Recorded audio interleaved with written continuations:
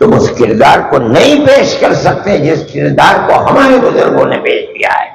یہیں سے شیخ الہند پیدا ہوئے، یہیں سے مفتی کفایت اللہ پیدا ہوئے، یہیں سے حسین احمد مدنی پیدا ہوئے، یہیں سے حفظ الرحمان پیدا ہوئے، وہ لوگ جنہوں نے اپنی جانیں قربان دی، آج قبرستان کے اندر پڑے ہوئے دنیا جانتی ہے۔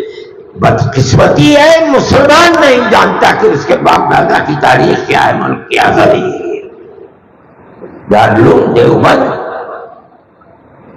آج یہ آوازیں دنیا کے اندر اٹھتی ہیں کہ دارالعلوم دیوبند کے اندر شیو جی کا لنگ ہے۔ ارے پاگل، عقل و خرد سے جنون مجنون، تم دارالعلوم کے بارے میں تمہارے اندر اگر تم نے ماں کا دودھ پیا ہے تو دارالعلوم کی اس تاریخ کو زندہ کر کے دکھاؤ۔ کیا ہے دارالعلوم؟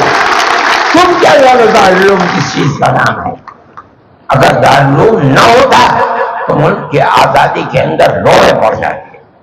حضرت شیخ الہند رحمۃ اللہ علیہ نے ملک کے اندر باہر نکل کر کے افغانستان کے اندر آزاد حکومت قائم کی، اور ان کے ذہن کے اندر یہ بات نہیں تھی کہ ملک کے اندر حکومت مسلمان کی ہوگی۔ اس آزاد حکومت کے اندر سنو اس بات کو، مولانا عبید اللہ سندھی، مولانا برکت اللہ بھوپالی، اگر یہ لوگ اس حکومت کی بنیاد تھے تو اس کا صدر راجہ مہندر سنگھ پرتاپ کو بنایا تھا۔ اس کا مطلب یہ ہے کہ وہ ملک کے اندر مسلم حکومت نہیں بنانا چاہتے تھے، ملک کے اندر ملک کے بسنے والے ہندو اور مسلمانوں کی ملی جلی حکومت بنانا چاہتے تھے۔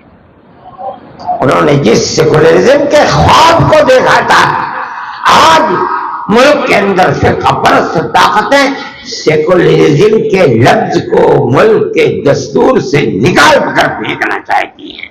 ہمارے اکابر نے ملک کے اندر سیکولرزم کا تصور دیا ہے۔ کون مائی کا لال ہے جو اس تاریخ کا مقابلہ کر لے یا اس کو ڈھکیل لے؟ کوئی نہیں کر سکتا، انکار نہیں کر سکتا۔ یہ تھی ہماری تاریخ۔